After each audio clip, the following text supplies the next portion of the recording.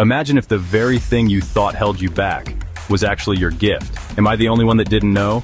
Dyslexia can actually be a superpower. You need to watch this. If you've ever felt different for how you think, your mind might just be wired for brilliance. For so many people with dyslexia, words can feel like a maze twisting. Letters can seem to swirl unpredictably, turning, words flipping and shifting on the page, sometimes upside down. Letters feel inverted or backwards.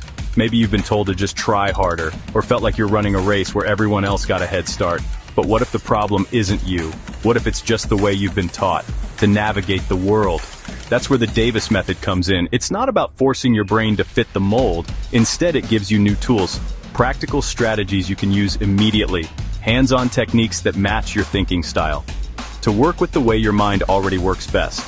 Think clay modeling to ground swirling letters, or simple techniques to bring focus when things feel overwhelming. It's about turning confusion into clarity and unlocking the creativity that's always been there. With Davis tools, dyslexic minds learn to shift perspective, literally. Suddenly, reading isn't a battlefield, it's a map, and you hold the compass. People using the Davis method often discover not just easier reading, but new confidence in school, confidence in work, confidence in life.